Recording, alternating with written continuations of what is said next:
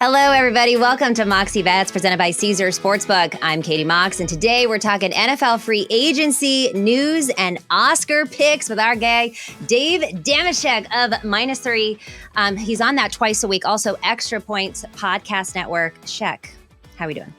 Mox, I suspect I'm doing a tick better than you because we are on the football calendar in the state of optimism that is after the Super Bowl, before free agency starts. Yeah. So this allows all 32 fan bases to, like I say, the glass runneth over, not just half full, maybe burgeoning all the way up towards the very top there.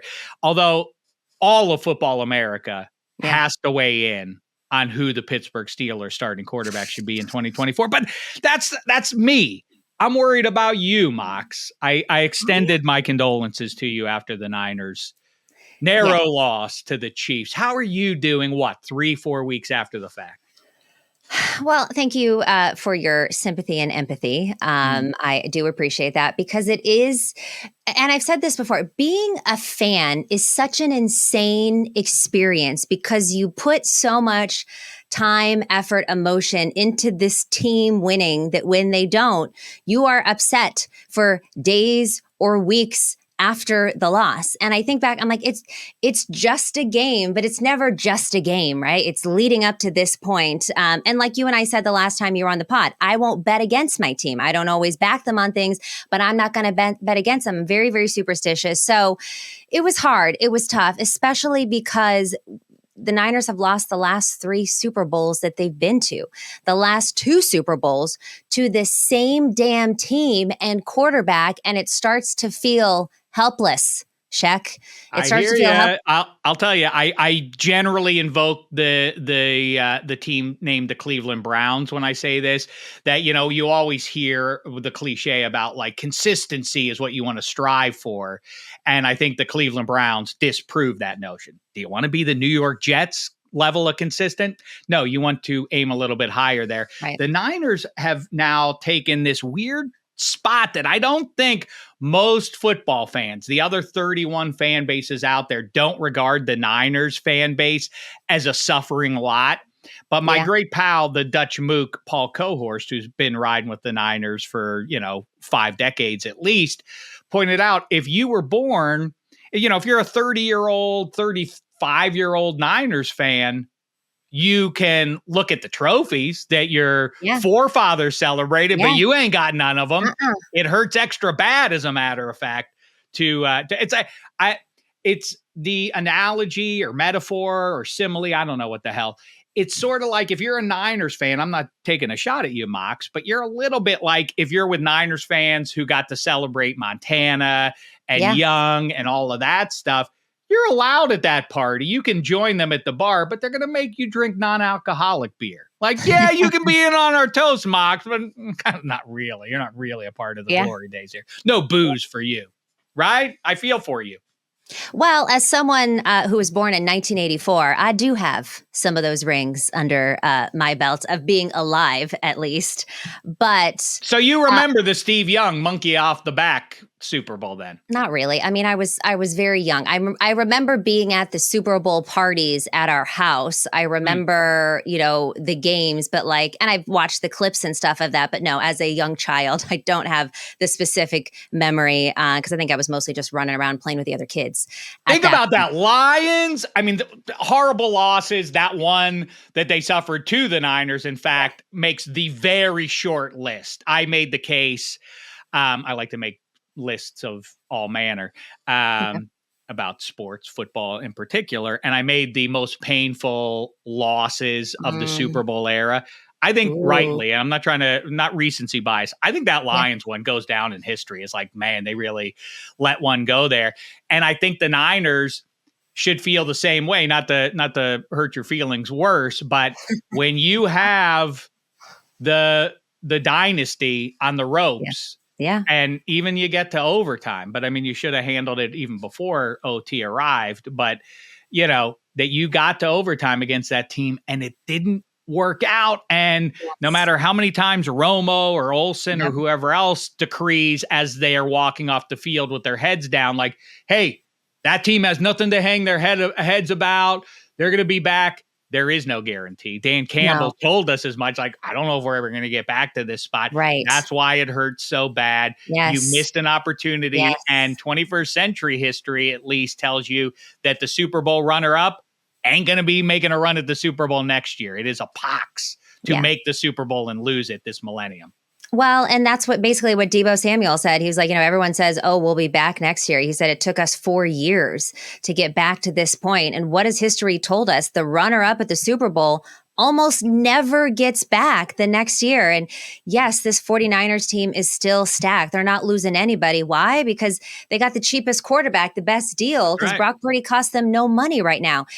This is the last end of the window, though. This is the last year before they have to start making those decisions. And it's depressing. And I want to touch on something that you said, because I agree with you. And maybe I'm biased in this, but to get close and to lose every year or every other year, and for the Niners, it's the NFC Championship game was like 3 years in a row, 2 years in a row, finally won on our third. The last three that's more painful than never having a shot, because you actually believe and you have the team and then you lose.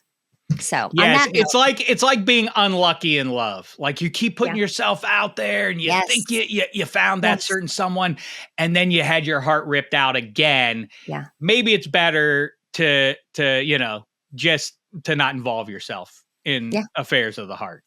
Like it's sort of like being, I'm trying to think of the current sports analogy. The one I used to always go to is, would you rather be, as a baseball fan, a Red Sox fan, which is that experience was a lot of the time getting real close and then in excruciating fashion losing, or would you rather be a Chicago Cubs fan, which is that experience is like, it's mid-June. Oh, we're 14 and a half out. That's a wrap. Let's just watch baseball and get drunk. Yes. More fun. Which is preferable? There's got to be a more modern example of just I guess it's like being in the SEC and not being Georgia, Alabama, or LSU as a for instance. Like, all right, we got no shot, but football's fun, right? Let's have a good tailgate party. Yes, that is not suffering. Suffering is actually losing when it counts. But speaking of losers, I do have to ask you about Russell Wilson. He has been released from the Broncos, or at least he can talk to people. They're going to cut ties with him. Is this the worst trade ever? Because you got to think, heavy draft capital, $124 million for 2 years, mostly disappointing play. Do you think that this is one of the worst deals? I mean, and look, you worked for NFL Network for a long time. You've seen some bad deals. Where does this one rank?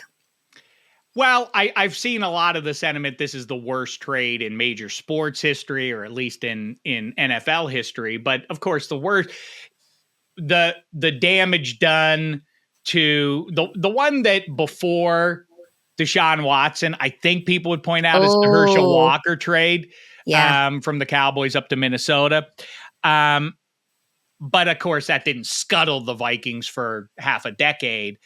The worst one remains Deshaun Watson. At minimum, Russell Wilson may be a little bit of an oddball, a strange culture fit in some locker rooms, and I get all that.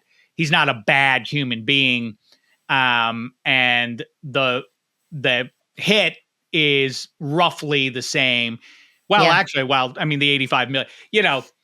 Deshaun Watson has to get paid out now. And there's just no workaround for the Cleveland Browns. And they did it to themselves. And it is the most Cleveland Brownies thing you could ever do. And I loved playing What If, Butterfly Effect Pro Football. That's one of the great what ifs out there of the last decade is, what if the Cleveland Browns had just stuck with Baker Mayfield? Obviously, if they had a time machine, they would go back and do exactly that. They certainly wouldn't make the Deshaun Watson deal, but I think that's the worst one. They're hamstrung by that deal, obviously. Well, what's so interesting about this is that, especially when you bring up someone like Deshaun Watson, who is so polarizing, right? There's some people who defend him to the death and think that he's innocent. And then there's a lot of people like myself that think this guy's a creep and have done a lot of bad things.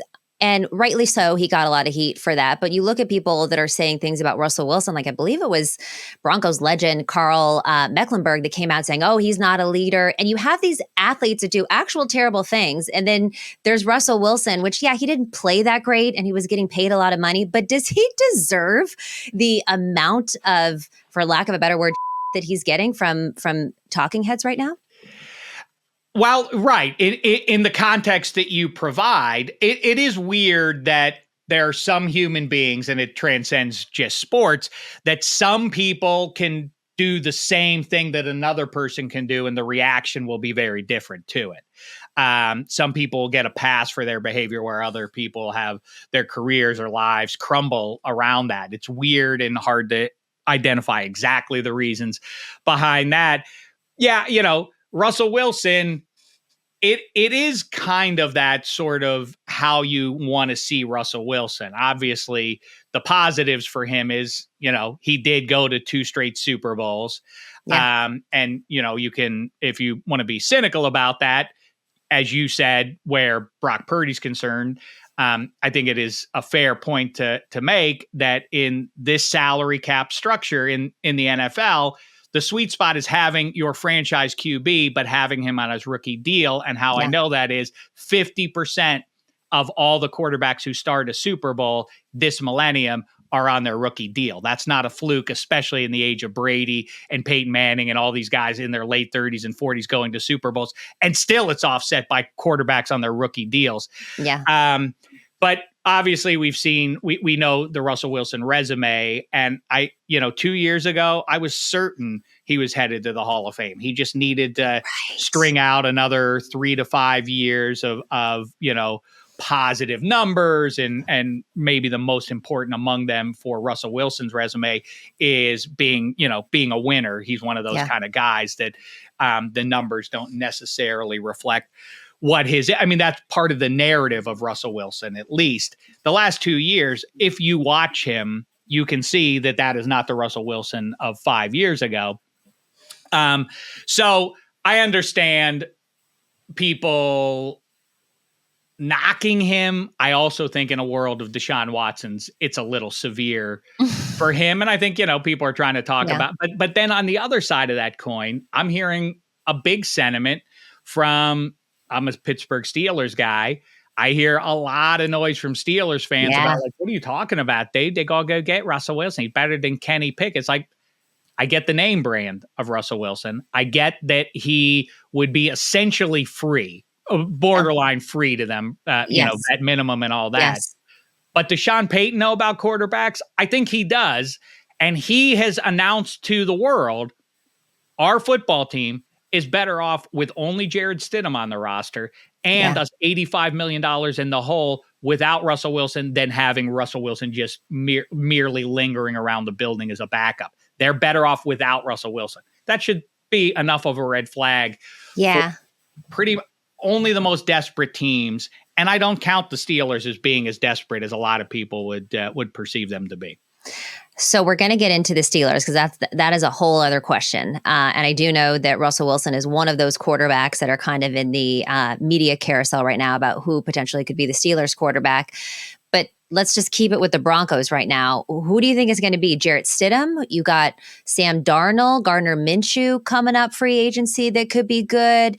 Do you think they trade for Justin Fields? Do you think they try to roll the dice in the draft, find the next Brock Purdy? What do you think that Sean Payton does?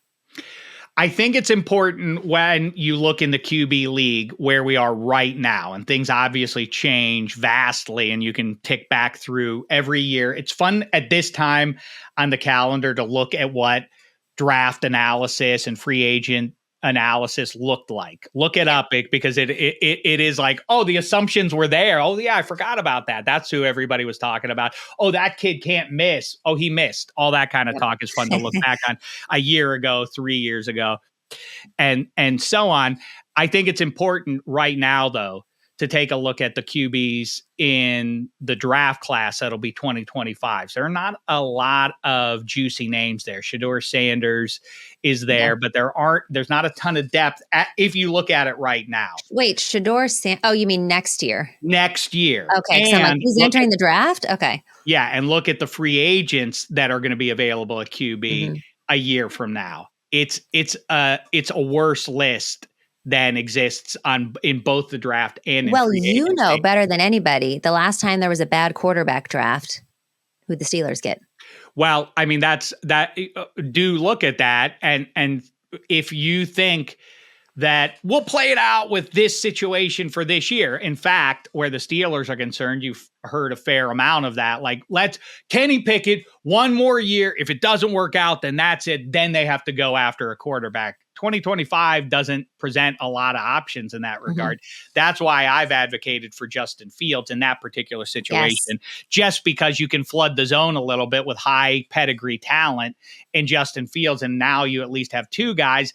And I understand that if you trade for him, you very likely are obliged to make the long-term deal. But short of doing that, you would have this year and next year, if you got Justin Fields, you would have Kenny Pickett on his rookie deal and then Justin Fields.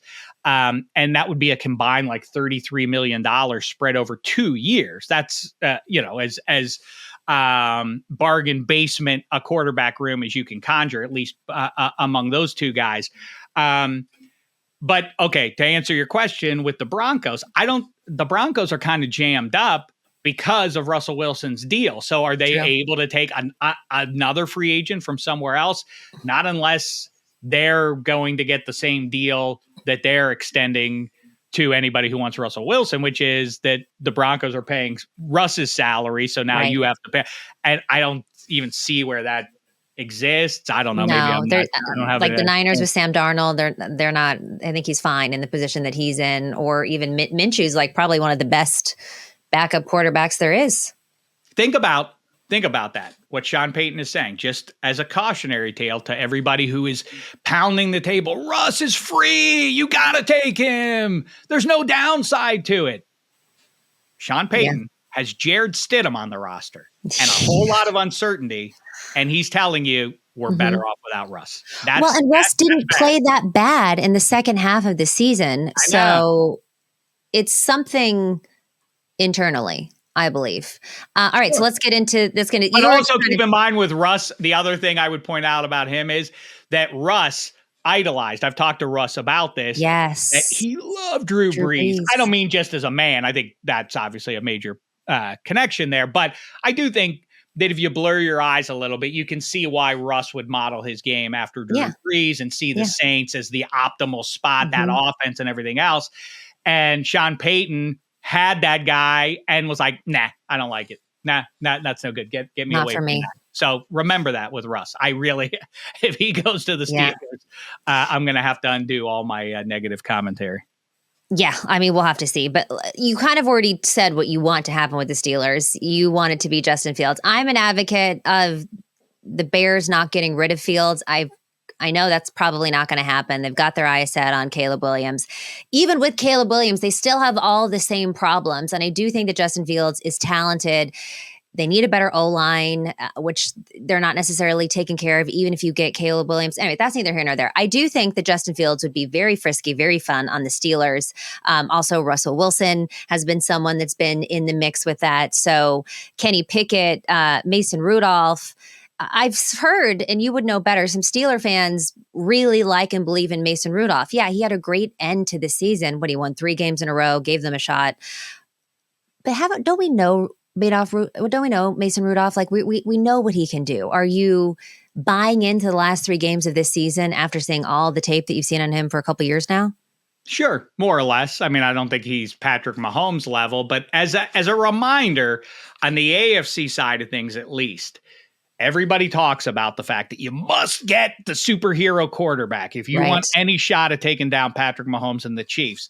The Bills have it in Josh Allen. The Chargers have it in Justin Herbert. The Ravens have it in Lamar Jackson. The Jags have it in Trevor Lawrence. Have any of them gotten around Patrick Mahomes and the Chiefs? So maybe zigging against the Zag is a better approach to things going into 2024 and not obsessing about that QB and instead going with the Eagles and 49ers path, which is dominate the line of scrimmage, build the deepest roster possible, and build around that QB a little bit. And for what it's worth, I know the Bills almost took down the Chiefs this year, and Joe Burrow does seem to be the kryptonite to Patrick Mahomes. Let's not forget about him. But on the NFC, I mean, who's taken the closest shots at taking down the Chiefs in the postseason in the last 2 years? It's the two NFC teams they played. And so maybe there is a message to be taken from that. Where Mason Rudolph, they haven't beat him though. They still haven't beat him. No, true enough. And you know, that's a plague, and people wring their hands like, oh, everybody who's stuck in the league at the time, Patrick Mahomes. Oh, what bad luck that is. Like, yeah, same bad luck that Steve Young had being in the NFC with Brett Favre and Troy Aikman, and the same bad luck that Roger Staubach had of being in the NFL with Terry Bradshaw and so on. I mean, those things will always be true, and ever more so in the QB league. Mason Rudolph specifically, the thing that when you talk to like defensive coordinators or whoever else or defensive side of the ball, pro football guys, they rightly will tell you that quarterbacks, almost every single one of them, if they, in their first go round the league, the first look that the league gets at them, they can kind of jump things a little bit, kind of like a starting pitcher in baseball. If the rookie gets called up, he can like, oh my God, this guy's a phenom. He's dominating. The second look that the teams get at him, they might catch up with him. Same is true with quarterbacks and defensive coordinators. Defensive coordinators will adjust to what they see the quarterback's preferences are, take those things away. Now it's on the QB to make the adjustment back to that. Is Mason Rudolph capable of that? We don't know yet. The likelihood, the pedigree, all that indicates probably not that that it would catch up with him a little bit.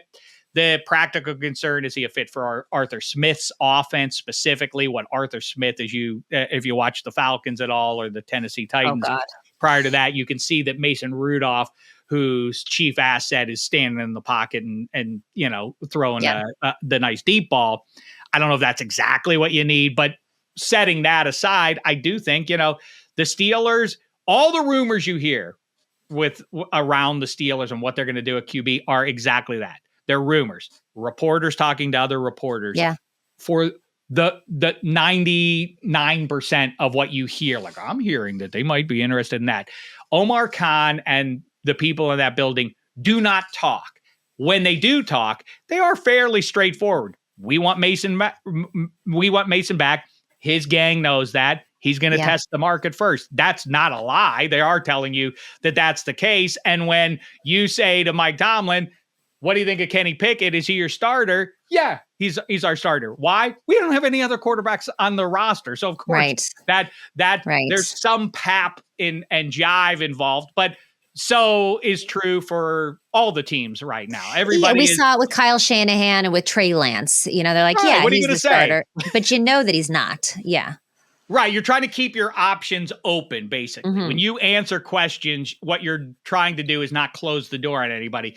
Hey, do you believe in Kenny Pickett? Like, yeah, kind of. He didn't play great in stretches for us. We're probably going to have to look at somebody else. Like, is that going to be Mike Tomlin's answer? I mean, no. Of course, they must be open to all possibilities. That's what they want to present to the world right now, unless it doesn't suit their purposes and they're trying to play hardball in some sort of a negotiation. The indulgence of rumors and intentional comments that are intended to spread through the media, and then the media picks up on it and spreads it for everybody. It's a very weird time on the football calendar every year, and this year is no different.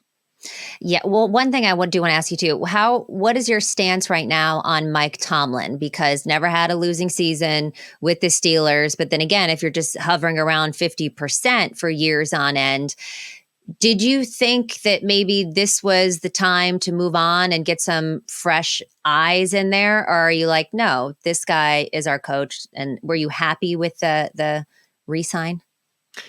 Yeah, ultimately I was, because we've seen a number of times. I know the obsession is to get somebody. Remember, what was that, like 4 or 5 years ago, everybody, if you knew Sean McVay, if you were in third grade with him, you could get a coaching job in the NFL. That's happened from that famous screen grab that has been tweeted out and whatever over the years of the of that old Washington. What was it, 2012? All those cats in the same coaching room. LaFleur, I can't even think of who they all were. But Bobby Slowick and so on. But we've seen so many times that there's a funny bit of human nature that some guys are better suited to like the X's and O's and manufacturing success defensively or offensively, but they're not leaders of men. And then leaders of men sometimes maybe aren't great at getting in the weeds on the X's and O's. And so, the idea that people are advocating you should show Tomlin show him the door, it's a weird risk to take with a guy. Obviously, you hear a lot about the Steelers way. That's just not the way the Steelers do things. As a reminder, from this point going forward, or in fact, starting last year, Omar Khan is not Kevin Colbert, and Kevin Colbert isn't of the 20th century. The Steelers have different human beings in the building than they had 20 years ago. So the notion that the Steelers don't do things like that is more of that pap that you keep hearing spread around from national reporters.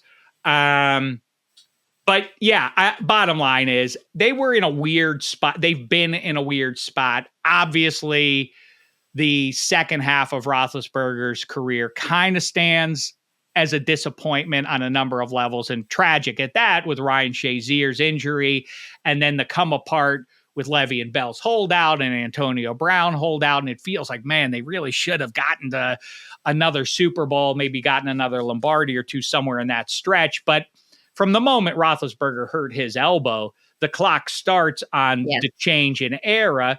And, for what it's worth, they almost made the playoffs with Duck Hodges at quarterback. And then they bring back Roethlisberger, and they have that weird 11-0 thing. And you knew they weren't the Super Bowl champ, but you still pretty noble stuff from Roethlisberger coming back from injury, and the extra season with Roethlisberger, the farewell tour, which, by the way, also is the playoffs, also a winning record. Yeah. And just now they're starting to come up, and the disappointment in my book is 2023. I thought the Steelers would be a little further along at a year ago, or this past season. You knew after the first game with the 49ers, it was going to be a long season for you. Yeah, you could feel that, boy, I thought they were going to be a little sturdier up against the Niners at the line of scrimmage, if nowhere else, in that week one. But okay, we can reject that result.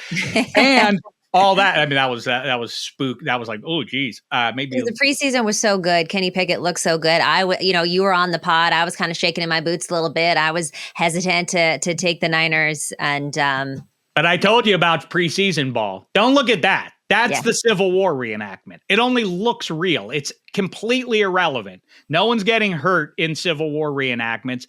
They're dressed as Confederate soldiers, but they're drinking Mountain Dew. So is true of these preseason games. They have no relevance. You learn nothing from them. We must stop looking at them and thinking like, maybe I undervalued this guy or that team.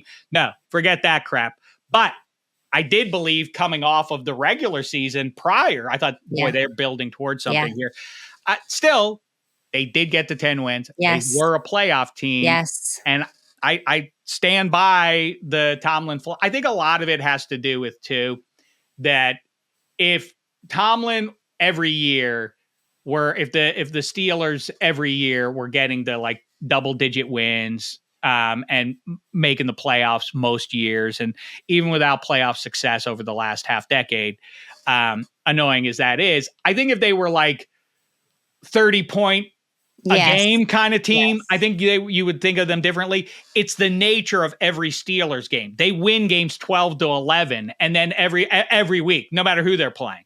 Right. They win or lose every game 12-11. They lose to the worst team in the league 12-11, and they beat the best teams in the league 12-11. And then everybody either way is like, "Boy, it's so ugly." Well, guess what? When you're down in the mud, you're going to get dirty too. Yeah. But that's how Tomlin kind of sort of wants it as they transition into being a team that can at least not get to 30 with the heavyweight offenses in the league, but get to 24 a game. If they could do that, that's the magic. That would be a Steelers team that's winning a dozen games. If their offense can provide them as many as, like I say, 24 points a game, they would be a real juggernaut, a real heavyweight that would be a tough one to work around, whether the Chiefs or anyone else in the AFC.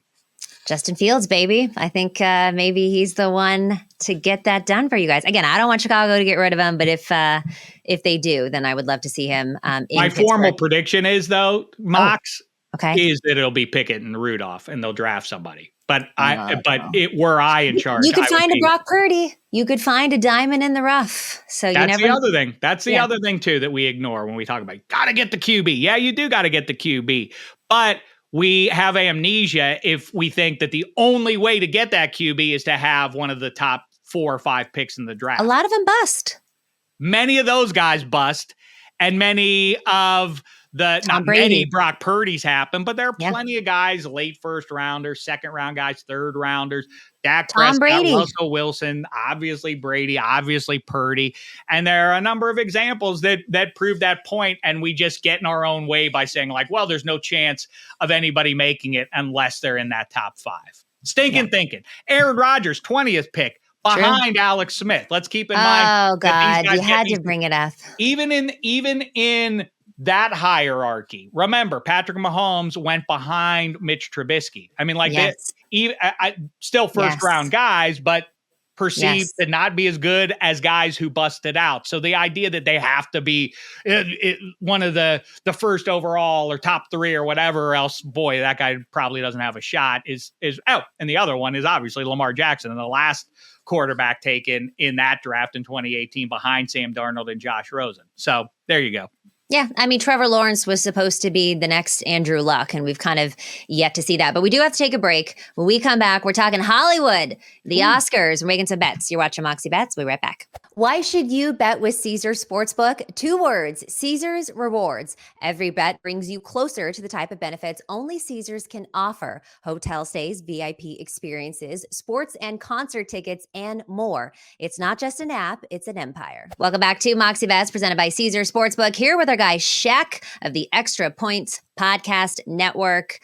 You're in LA, right, Shek? That's right. Yeah, you're in LA. So can't you tell with all the Pittsburgh, all the black and gold stuff behind me there? Yeah. But I lived in LA for off and on about 15 years. And this is the time where you can't drive down the street without the billboards that say, only in LA do you see billboards for your consideration for all of the award shows. And it's different because I'm from the Bay Area. When you go to San Francisco, all the billboards are like tech, app, cloud storage. You go to LA, it's all for your consideration. You come to New York, they're kind of all over the place in New York, but there's certainly no for your consideration. So I'm sure, one, you've seen a lot of these movies, if not all of them. I've seen some of them, but I have done my research. But you're seeing it all over the place. It's the most magical time of the year, I would say, in Los Angeles. So let's start with Best Picture. Oppenheimer is, minus 6,000 favorite, according to our friends at Caesars. Then you got Poor Things, Emma Stone at plus 2,000. The Holdovers, The Zone of Interest, Anatomy of a Fall. Barbie, a lot of people think got snubbed a few times with the Oscar nominations, and it goes down from there. Killers of the Flower Moon, Maestro, saw both of those. Yikes, didn't really love those. But who would be your pick to win Best Picture? Are you asking me which was my favorite or which do I think will win? Both. Okay, well, we know Oppenheimer's going to win. Yes. And I mean, that's kind of the difference. We try to use the Oscars as a great gambling opportunity, and maybe they are if you have some great long shot that has great value to put something on, but I do think it works differently than sports. Let's keep in mind, no matter how much how many advanced analytics or how much work you've done on the X's and O's breaking down the tape, it doesn't provide you what the final score of the game is going to be. In movie going, you kind of can predict it based on obviously the Golden Globes and all of that. Yeah. And they can access the voters to develop the odds off of that. And that's the other thing they can do. Like, which way did you lean there? My overriding thing is, if you are somebody who enjoys watching the Academy Awards on TV, is the best counsel is make your bets on the latter categories because, or at least have some action Just to going keep you late. engaged. Well, it's like betting on the game total, right? Yeah. At least you're Yeah. in it. At least Yeah. when the game's in Yeah. the last half Mhm. hour, same thing as Mhm. the Oscars, last 45 minutes of the Oscars, like my bet's still alive. I Yeah. guess that's what you want. I think Chris Nolan made a great Chris Nolan movie. Chris Nolan Yep. movies are almost all really good. And so he made one of his very best Chris Nolan movies. So I sing songs about it. Conversely, Gerwig did something remarkable out of just absolutely nothing, which I admire. Right. I like Oh. to try to make things out of nothing. Like I do my Fruit of the Year award. I mean, it was a global Barbie was a global phenomenon. I mean, you couldn't go anywhere. The marketing for that movie and what they did was unprecedented. I mean, it was incredible. Yeah, the marketing and all of that. But Gerwig just conjured something like, "Hey, we want to make a movie about this Mattel toy," and that it became a social statement, and beyond the statement it made to girls out there in the world. I mean, just from a movie making standpoint, aesthetically, and the mixing of music and comedy and everything else was it was a great achievement, I thought, and can't believe that they weren't given their flowers for that in a bigger way. But yeah, Oppenheimer's going to win. Yeah. I think my bottom line is you should enjoy both of those movies because they're both great. I haven't seen Oppenheimer, so I'll try to watch that actually before. But I agree. I mean, just looking at the minus 6,000. I mean, I think the next one is like what, plus 2,000. So it's like 100%. But in doing my research for this, I do think that if you wanted to sprinkle a little on something else, the holdovers could be an interesting bet. From everything that I've read, it's gotten a completely warm reception from both critics and audiences alike. It's a feel-good movie. You got Paul Giamatti, who's due, right? Current odds, I believe, 25-1.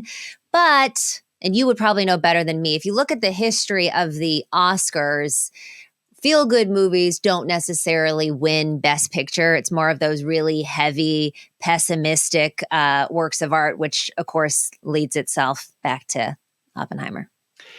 People do, yeah. The voters do, it seems, historically vibe towards the epic. And that's obviously describes Oppenheimer more than it does Barbie. And you can see by the fact that Gerwig didn't even get a nomination how they regard Barbie versus Oppenheimer. Yeah.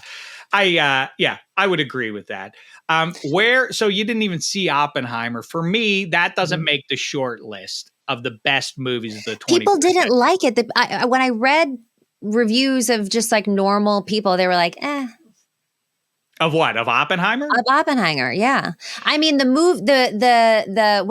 cinephiles, those people loved it, but a lot of just my everyday friends did not like it. So I was like, People struggle with that temporal stuff. When you start messing with the chronology, people struggle with that. I mean, it's definitely, I wonder if people thought Oppenheimer bombs is going to be like borderline action picture. Like, no, it's not that. It's not that.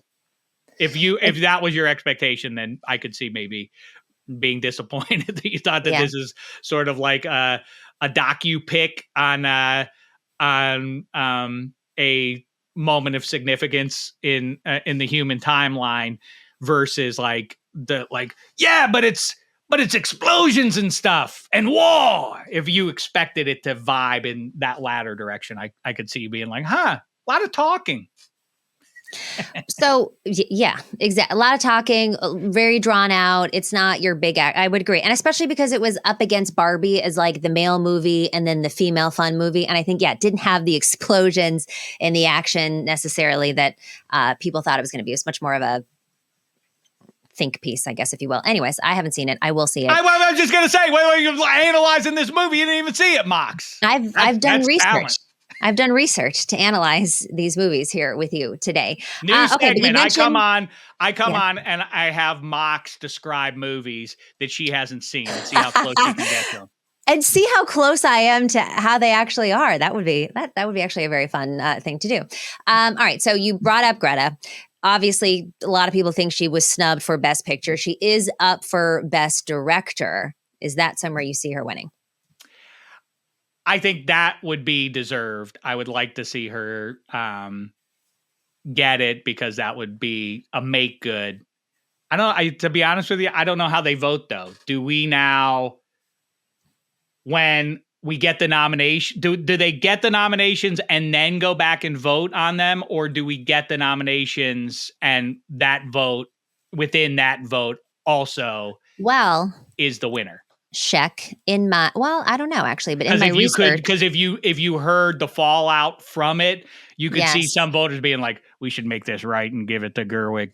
Right. But apparently, so Christopher Nolan, who's the overwhelming favorite here at minus 8,000, he won Best Director at the DGAs, which is the Directors Guild Awards. And typically, the winner of the DGA goes on to claim Best Director at the Oscars in every year, but 8 cases. So almost always that happens, which is why I think it's probably going to go to Nolan. Although I do agree with you that it should go to Greta. Yeah, narrowly, I would give it to Gerwig. Like I say, I mean, Nolan has established, it's sort of like He's 0-5 at the Oscars, though. It's like if you don't like, whether you like the Grateful Dead or the Doors, you do know 2 seconds in that you're listening to them. You Jerry Garcia's guitar almost instantaneously, and because of the organ with the Doors, like that's a Doors song. Whether you like it or not, Chris Nolan has that vibe as a director. Like, yeah, it's sort of like, what's his name? Beetlejuice guy, Tim Burton. Like, that's his, yes. That that's from him. You could see them instantly know that it's a Tim Burton movie. Yeah. Yeah. But and as it happens, I like those movies. I like Chris Nolan. Yeah. I like the Jerry Garcia guitar that is Chris Nolan movies. And so I support it, but Gerwig's was so out of left field and remarkable movie making, conjuring something from nothing that I admire. So I would give it to her. Okay, good to know. Nolan apparently 0-5 at the Oscars, so he is due. I will say, like those lifetime achievement ones. The Aviator, Scorsese won for The Aviator. Was he had not won, and then all of a sudden gets it? Yeah, or was it for The Departed? Which is worse, The Departed. Now that's an overrated movie. I like The Departed, but that was one you watch on like a rainy day at home. It was The Departed, and that he won for, and yeah, it's fine. I have many issues with The Departed, which we can cover on a separate show. We need 45 minutes, but Cliff's Notes. The whole thing revolves around cell phones, so it's completely outmoded already. Mm-hmm. And secondly, the criminal mastermind portrayed by Jack Nicholson has a small crew, and they all of a sudden, some weird stuff. We have somebody who's talking to the cops out there. Who could it be? Is it the 4 guys that have been in my crew for the last 3 decades, or could it be this new guy with mysterious background? I can't put my finger on it, says Nicholson.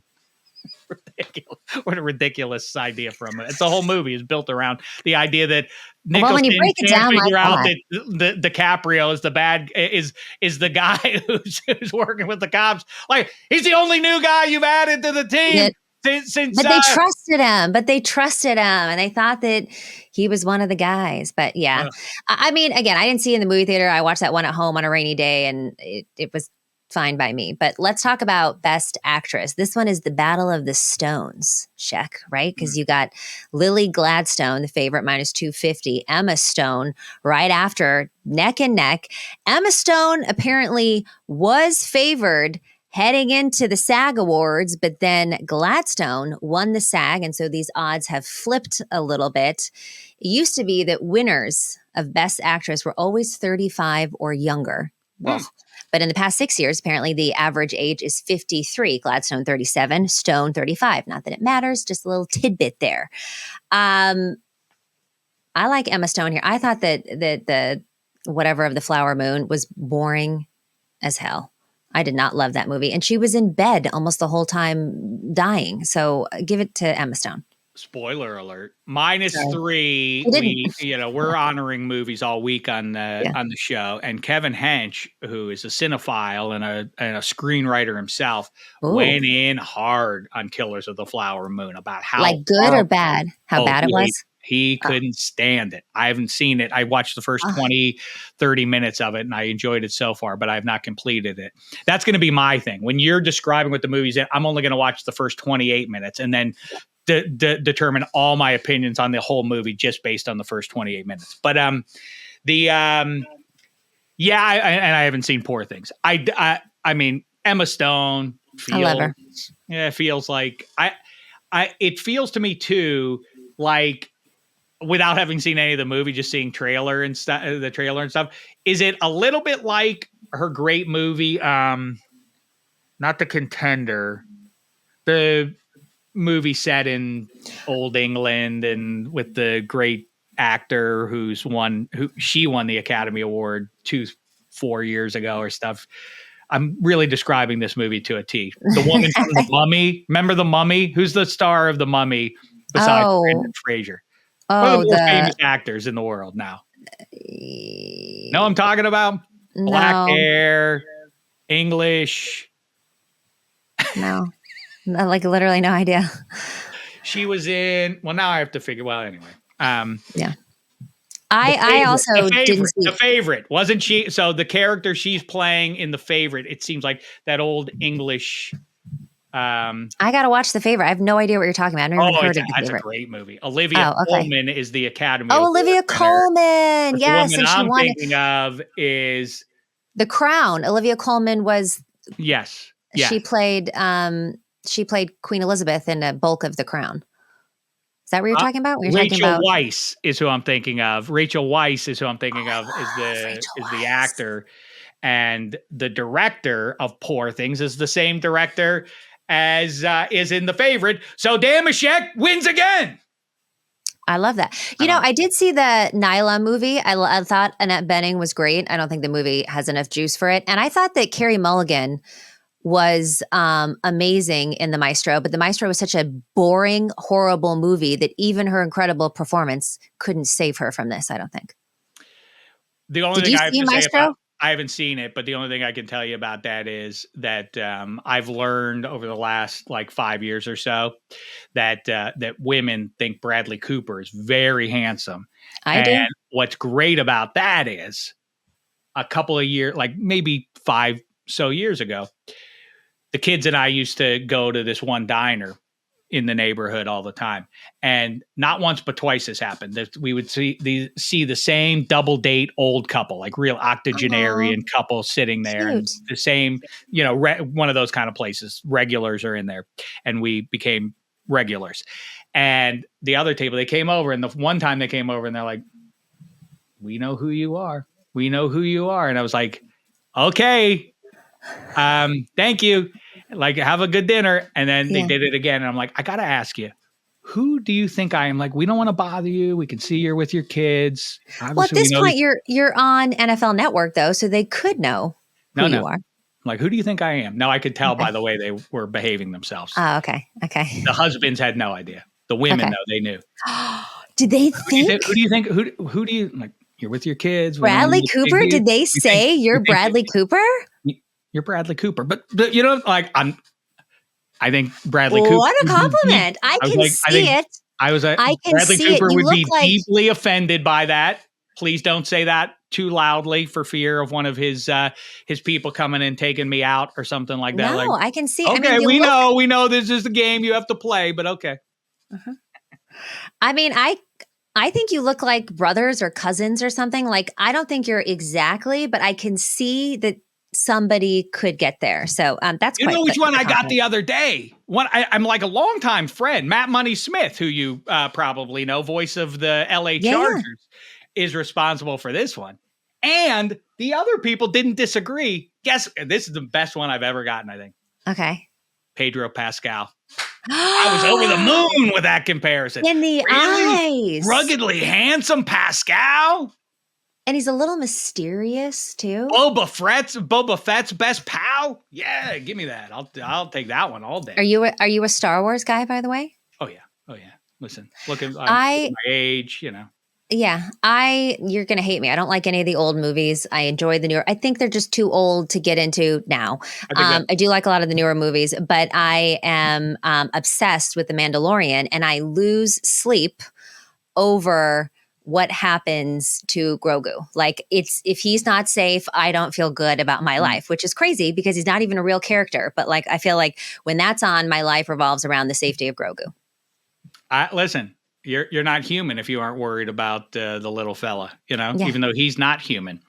But yes, yeah, I you know what? I have experienced what you're describing with my kids. I've tried to show them Empire Strikes Back, and they're like, you know, it makes sense. The technology and this Yeah, everything, it move just past doesn't. the look of it. Yeah. We've just gone so far into advancements that you can't. Anyways, we got to get to one more thing. We got to get to Best Actor. I'm going to go Paul Giamatti on this one because I think that both him and Bradley Cooper have that like due status.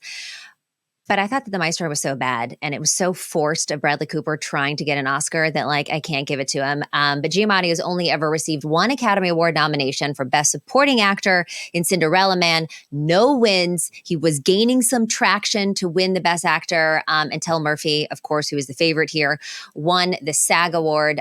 Both of them won the Best Actor in the Golden Globes for their respective categories. I believe Giamatti was in a comedy and Murphy was in a drama. But he did beat Murphy in the Critics' Choice Award, so I think he's got a shot here. So I'm going to go Giamatti at plus 550.